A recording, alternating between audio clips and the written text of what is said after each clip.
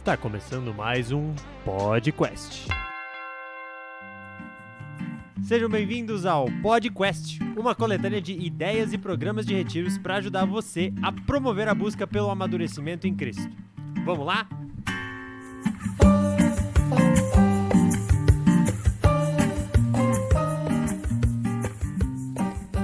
Fala galera, sejam bem-vindos a mais um PodQuest, seja quando ou onde você estiver ouvindo. Estou aqui com Ella Petzibuehler.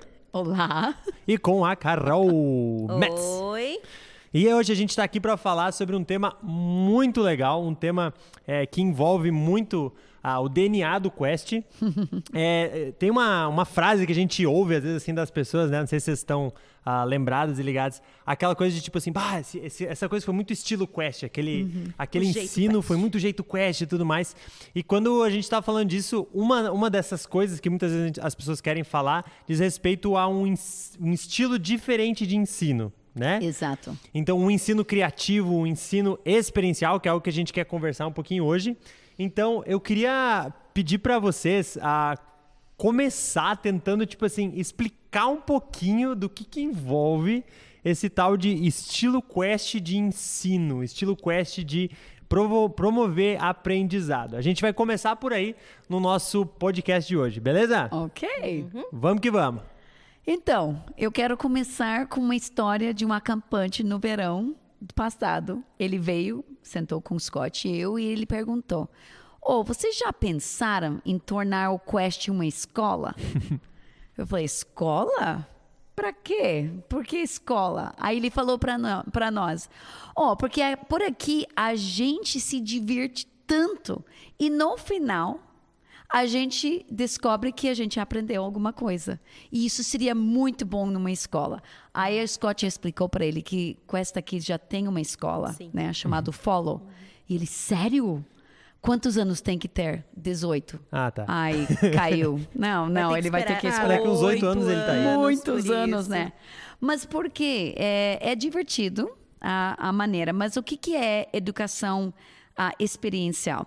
Então, basicamente, é tu pegar um indivíduo que participa de alguma atividade, ou pode até ser palestra, mas uma atividade em qual depois essa pessoa vai olhar para trás, vai refletir sobre a atividade e vai tirar da atividade alguns insights, algumas ideias, alguns aprendizados. E aí vai tornar isso em algum plano para mudança na vida deles. Uma aplicação. Então, não é só uma coisa, é meio um círculo de aprendizagem, né? Então, existe todo um modelo, um círculo de aprendizado que acontece na educação experiencial. E a gente vai ter um tempinho ainda para aprofundar um pouco mais sobre o que é educação experiencial. E ela faz parte desse modelo de ensino, né? E antes, a gente conversando aqui, a gente estava tentando definir um pouco desse estilo de aprendizagem, de ensino do Quest, e a gente chegou a 3 palavras que eu vou pedir para a Carol dar uma explicaçãozinha por cima do que envolve esse estilo Quest de ensino, que é ter uma educação que ela é intencional, ter uma educação que ela é relevante e experiencial. O experiencial, a Pets deu um gostinho pra gente. O que tu tem para dizer pra gente aí dos outros dois? Só falando um pouquinho da questão do experiencial, e isso entra dentro da intencionalidade também, a gente cria uma atmosfera simulada, que a gente fala. Então, através das atividades, através de uma situação que a gente coloca eles num ambiente seguro, onde eles podem trabalhar diferentes áreas da vida deles, a gente leva eles a situações que são parecidas com o dia a dia e permite que eles provem diferentes maneiras, diferentes comportamentos. Então, eles acabam descobrindo coisas sobre eles mesmos, como eles se comportam em situações de estresse, às vezes, ou até de ter que tomar uma decisão, ou de conversar de trabalho em equipe, como eles trabalham bem ou não em equipe. Então, a gente é uma simulação para que eles possam testar esses comportamentos, e aí a gente vai colocar. E isso torna isso relevante também para a vida deles. Posso dar um exemplo? Por favor. Eu estou lembrando um ano que a gente estava trabalhando com nossos acampantes de Camp Sam e tinha uma pessoa liderando tudo, dominando a conversa. Então, eu tirei a voz dessa pessoa para ver Numa atividade. para ver quem ia surgir como líder depois. Isso foi bem interessante. Então, porque senão as pessoas vão naturalmente ser quem são nas atividades, mas tirando aquela zona de conforto, tirando a pessoa que lidera, de repente alguém vai ter que liderar. Então, essas são as oportunidades de testar e a moça que pegou a liderança era uma pessoa que ninguém esperava. E foi muito legal ver ela desenvolver isso, sabe? Então, é simulado. Em que outra situação ela não tomaria a frente. Exato. E assim, no dia a dia, não é o tipo de pessoa, se ela tá liderando, tu vai dizer, ô fulano, agora tu perdeu a voz. Às vezes não tem como, mas Não. então sempre vai ter a voz. Então, simulando aquilo, quem está coordenando, quem está fazendo a atividade, pode observar isso e vamos tentar dar uma oportunidade para outra pessoa. E aí pode ter essas diferenças entre as pessoas ali e o que vai ser feito com eles, né? Para quem está nos ouvindo, tem até essa questão de que você pode estar até se perguntando, a gente está falando de ensino, mas vocês perceberam que a gente está falando bastante sobre comportamentos, né? Então, porque a gente entende muito aqui no Quest de que o ensino ele vai para além só da recepção de informações. A gente crê que elas são muito importantes e passar elas de uma forma criativa, de uma forma com qualidade, né? Com relevância, é muito importante, mas a gente também tem a possibilidade de trabalhar a questão das atitudes. E isso que quando a gente está falando de educação experiencial, entra muito na questão de ensinar novas atitudes, testar novos comportamentos, né? E na questão de relevante, eu estava falando com o meu marido, e ele estava me falando sobre que ele ouviu uma frase do Jordan Peterson, que ele fala muito dessa questão de relevância, e a gente viu que tem muito a ver com como a gente trabalha. Porque quando a gente fala de relevância, às vezes, a gente acha que, vamos ver o que a cultura está fazendo e vamos trazer isso para dentro, né, do acampamento, da igreja, daquilo que a gente vai fazer, porque daí o pessoal vai gostar, né? Então, a gente acaba diluindo o evangelho, muitas vezes, para se tornar, entre aspas, relevante para a cultura.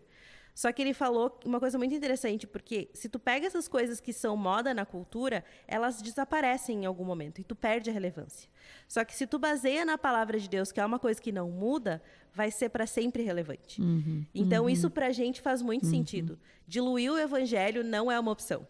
A gente quer tornar relevante na palavra, porque isso vai fazer a diferença, então, nesses comportamentos. Por isso, a gente traz uma atividade, parece só divertido, mas vai trabalhar o caráter e o que a palavra de Deus fala sobre isso, né? Por isso, e aí entra o intencional junto. A gente é intencional em trabalhar essas coisas neles e tornar isso relevante. E isso, com certeza, vocês vão ir percebendo ao longo dos próximos podcasts, onde a gente vai falar as ideias dos programas de retiro e percebendo essa interconexão entre atividades, entre ensino que vai acontecendo. Só uma coisinha que eu acho legal também de falar sobre a questão da relevância é de que esse ensino bíblico e esses princípios, através dos momentos de reflexão que acontece na educação experiencial e tudo mais, e também de um preparo muito cuidadoso que eu percebo da equipe, tem essa coisa de dar passos práticos para as pessoas, né? O que eu faço com essas coisas que eu estou aprendendo?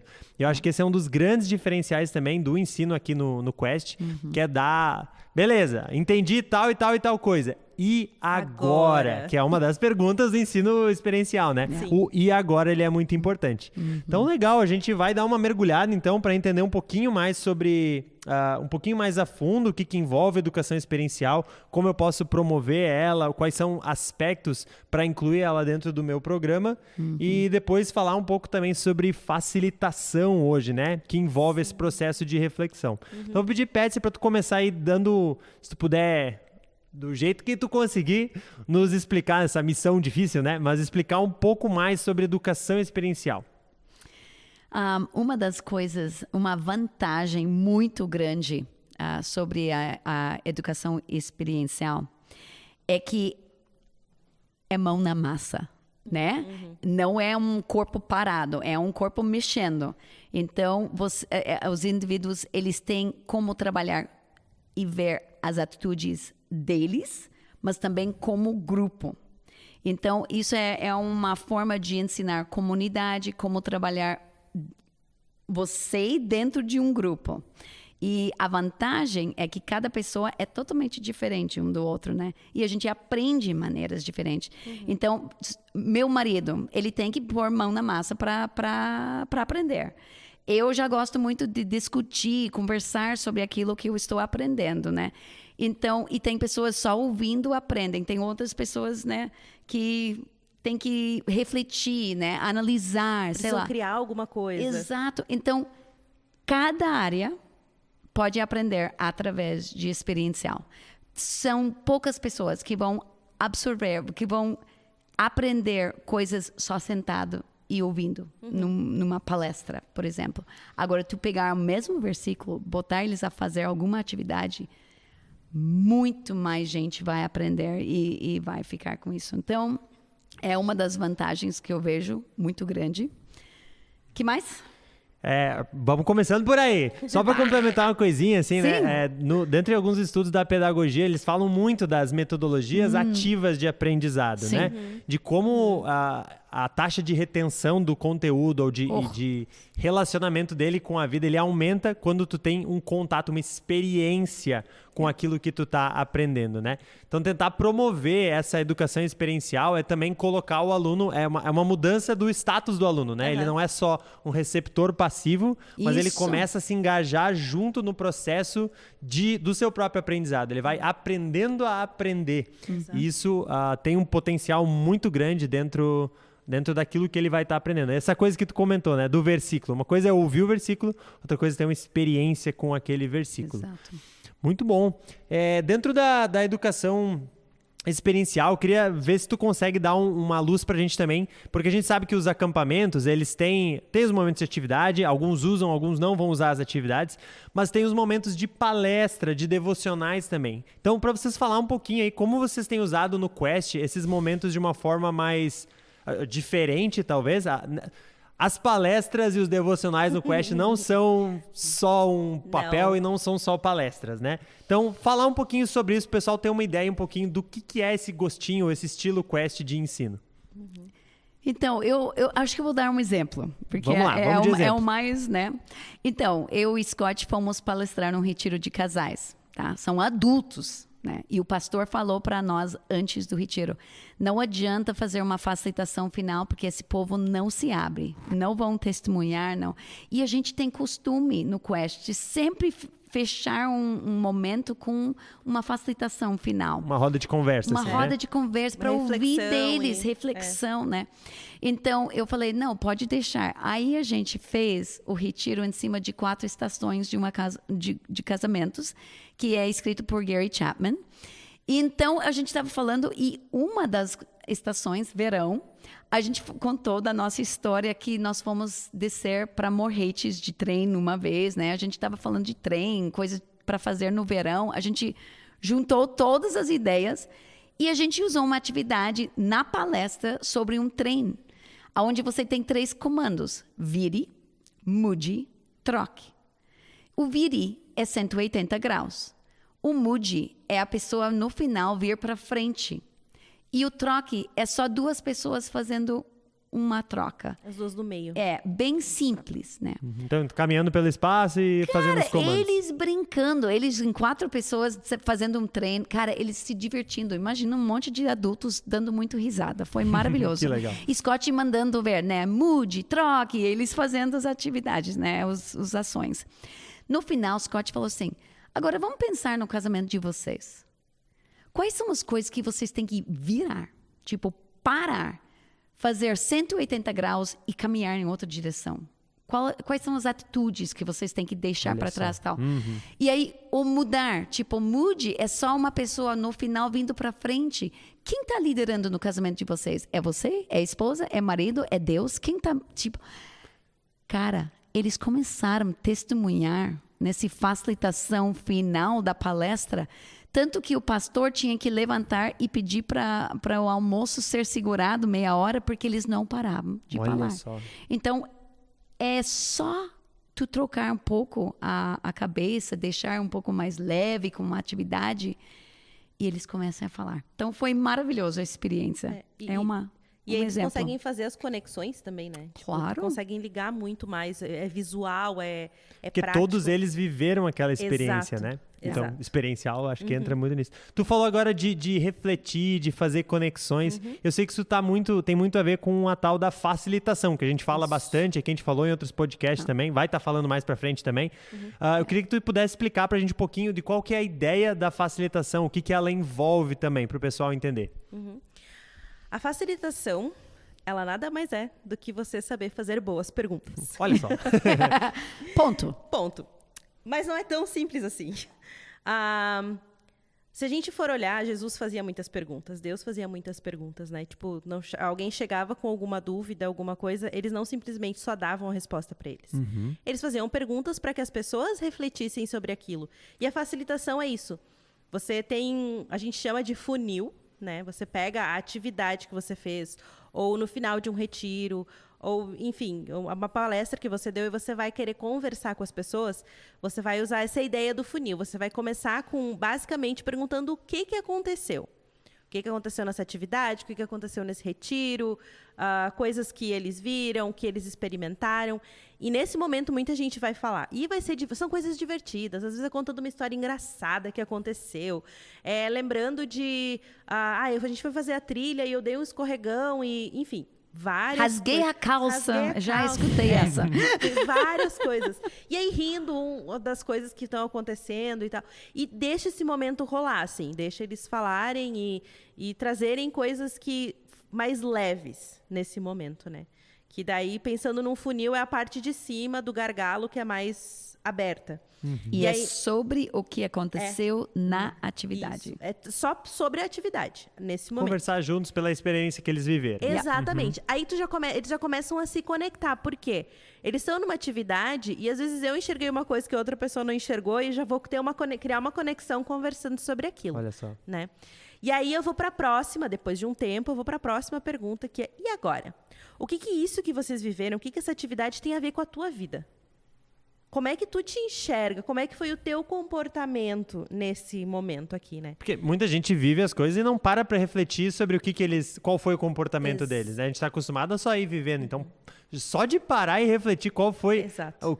como eu interagi com as outras pessoas, isso aí já é um baita golaço, né? Exato. Não, e daí, nesse momento, tu já vai ver que menos pessoas vão responder, mas tu vai ver que tá todo mundo pensando: opa, peraí. Tá, agora eu tenho que olhar para a minha vida. Aqui na atividade, eu fui assim. Será que eu sou assim em casa? Será que eu sou assim na escola? Aí começa...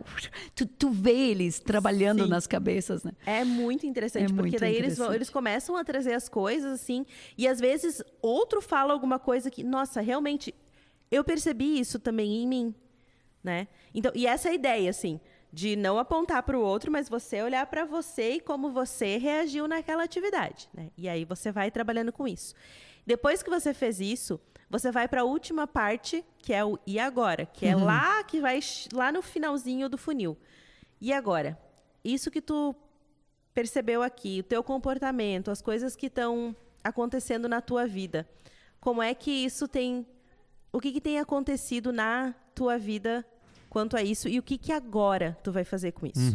Que comportamento tu vê que tu tem que adotar, ou que comportamento que tu tem que mudar? Né? Como é que isso vai se transformar em realidade agora? E aí vai ter menos pessoas respondendo, né? Certo. Então, porque acaba sendo algo um pouco mais vulnerável, né? As pessoas abrindo sobre aquilo, mas tu consegue ver, tem pessoas que saem transformadas depois de uma facilitação. E nós temos que lembrar que o Quest existe para promover a busca pelo amadurecimento em Cristo. Então, cada atividade, cada facilitação é para levar eles para o próximo passo nesse caminho de amadurecimento, né? E a gente vê, assim, nitidamente pessoas saindo transformadas. E acho que então, é importante até falar nisso, assim, porque... quando tu vai fazer atividades, nunca começa com uma atividade para usar a facilitação com uma atividade que é muito difícil, porque tu tem que dar o sucesso para eles. Então a gente sempre fala que tu vai indo do mais fácil para eles irem se acostumando e vai progredindo para aquilo que é mais difícil, né? E aí tu consegue enxergar junto com eles o crescimento. Sabe que quando eu e Scott começamos a trabalhar com atividades experienciais em 2001, a gente não entendeu a parte da facilitação. Então, a gente estava fazendo as atividades que eram muito legais, né? Trabalho em equipe, cooperação, tudo isso. Só que a gente perdeu tanta oportunidade porque a gente não entendeu a facilitação. E é isso. É levar as pessoas a tirar algum insight. Né? E é muito poderoso isso. E é poderoso também porque não é você falando o que as pessoas têm que fazer e o que elas têm que mudar. Tu mexe com a reflexão para a pessoa mesmo chegar a conclusões intrínsecas ou a partir dela mesmo daquilo que ela precisa mudar. E como né? facilitador, várias vezes eu enxergo alguma coisa numa atividade e eu acho que o ensino vai nessa direção. Isso. Mas quando eu lanço a pergunta, eu vejo que não, Deus está indo para outra direção. E como facilitador, é só deixar Deus agir através de perguntas. E eles chegam em aprendizados tão mais pessoais, porque a facilitador só leva ao aprendizado. Isso. E isso é importante do facilitador ter essa percepção, né? Porque às vezes a gente anota algumas coisas durante e a gente acha que tem que aquelas perguntas que eu tenho que fazer porque foi o que eu vi. Só que a minha percepção de fora é diferente de quem estava participando. E como facilitador, você tem que ter essa sensibilidade e lembrar que nós, como cristãos, nós temos o Espírito Santo para guiar a gente, né? Então, e é o trabalho dele, é o trabalho de Deus. A gente é só um instrumento ali, né?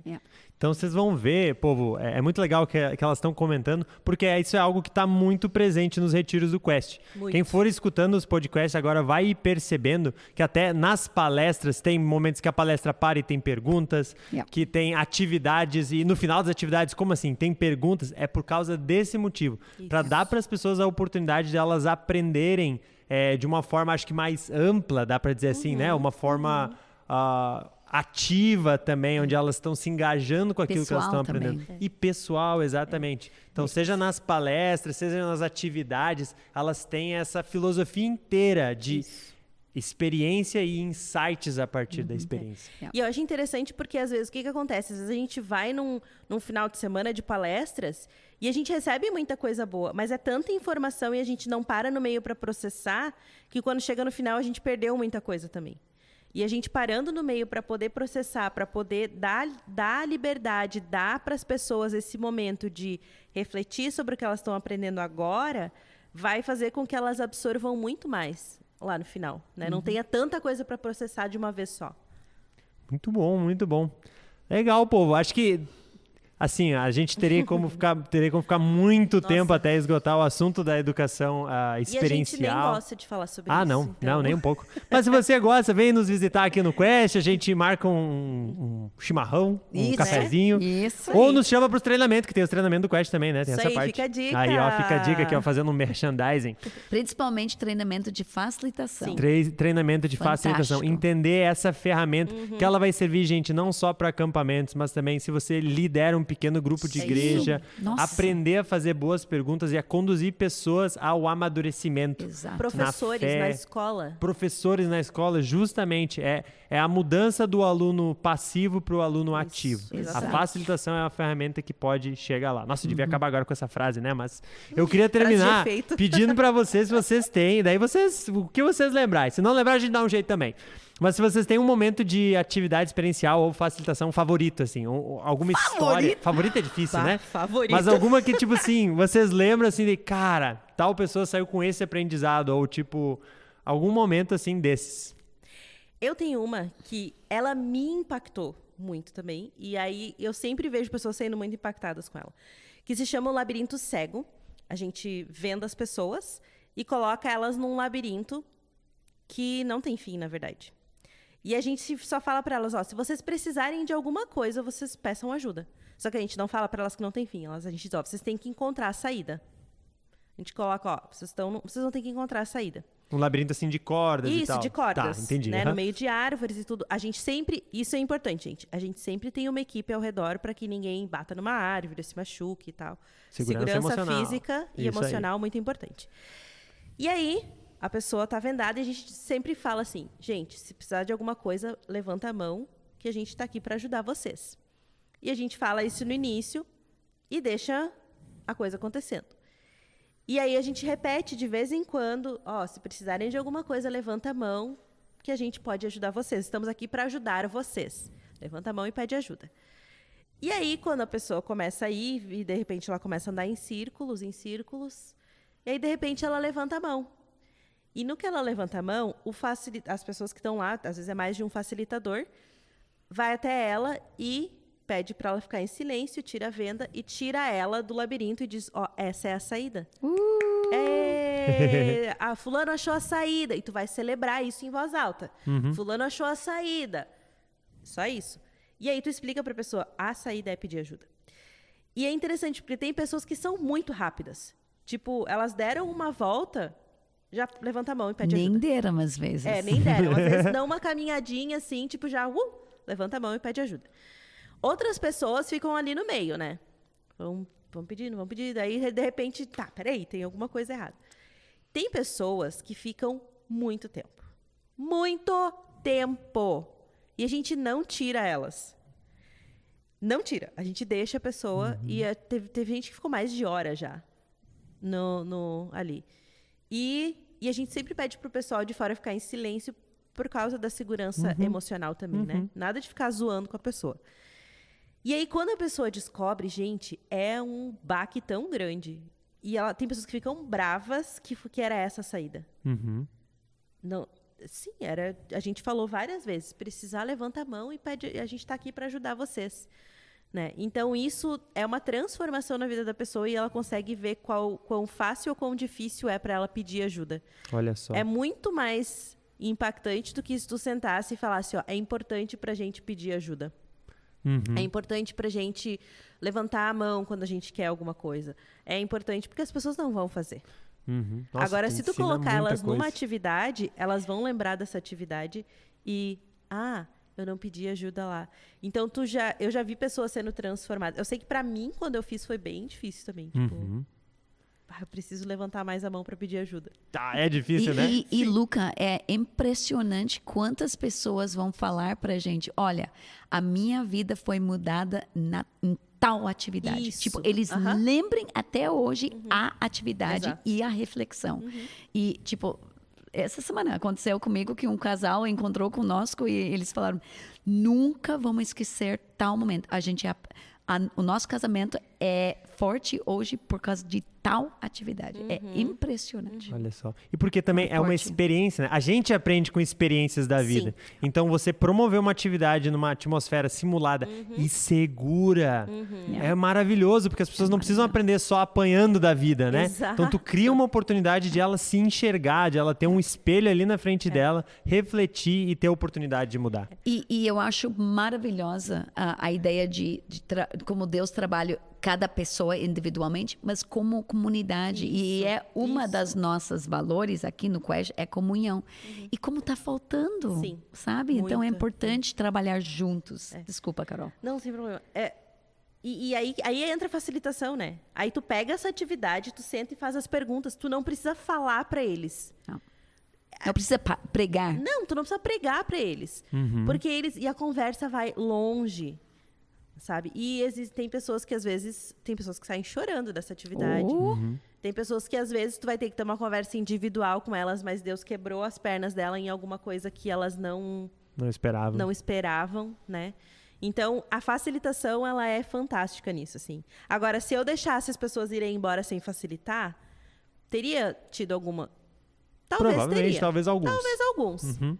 Mas o poder que tem em tu sentar e fazer uma facilitação e ver eles nessa questão de comunidade, tipo, para mim não foi tão difícil, mas para fulano foi em como eu vou abraçar a tal pessoa para ajudar ela nessa dificuldade que ela tem. Então, é muito lindo de ver o resultado.